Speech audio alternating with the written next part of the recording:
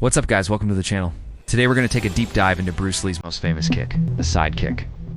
There is a lot of controversy surrounding this kick and other kicks that Bruce Lee performed in his movies. Have you ever wondered if Bruce Lee's kicks were real or fake? If they were fake, and how did he make them look so real? When Bruce Lee first appeared on the big screen in the 1960s and 70s, his fighting style was unlike anything the world had ever seen. In his movies, Bruce Lee made the kick a central part of his fighting style. He used them to attack, to defend, and to disable his opponents. Many people doubted that these kicks were real, and that Bruce Lee had actually broken any bones or was able to do any damage at all with them. They thought that the kicks were fake, and that they had been created for the movies using special effects or camera tricks. Others believed that Bruce Lee had exaggerated his skills for dramatic effect, and that in reality, he couldn't execute these kicks as perfectly as he did in the movies.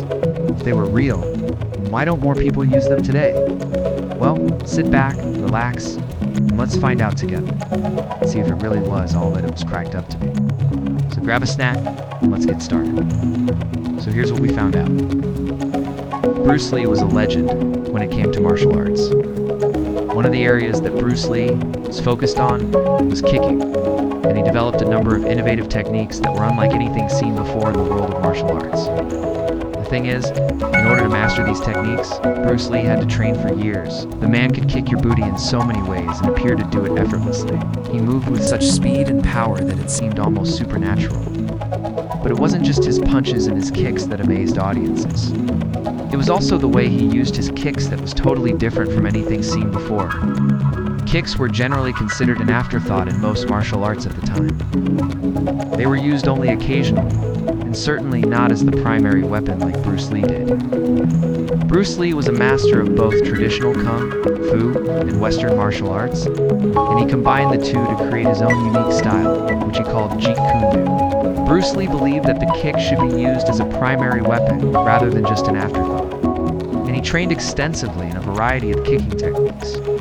He developed a sidekick that was incredibly powerful, and he was able to generate enough force to knock out an opponent and break their bones with a single blow.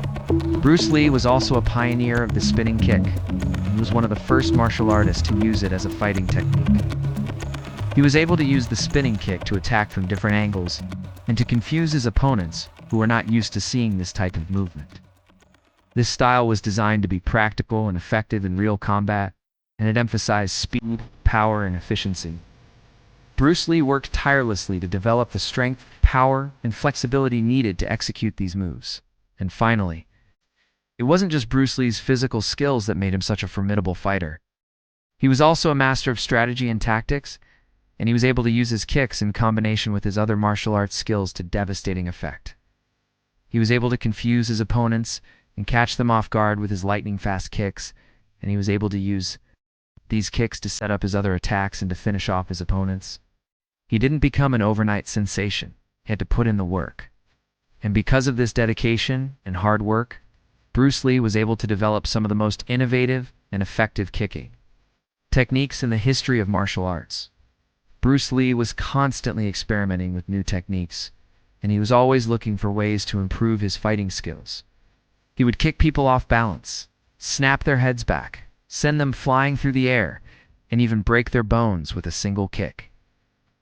In one of his most famous scenes in the movie Return of the Dragon, Bruce Lee executes a spinning kick that takes out 3 attackers in a single move. The precision and power of the kick is astonishing, and it has become one of the most iconic moments in martial arts cinema history. Now you know that Bruce Lee's kicks were very real and very dangerous, so the next time you watch one of Bruce Lee's classic movies, pay close attention to his kicks and try to imagine yourself as his opponent. Please subscribe, and as always, thank you for watching.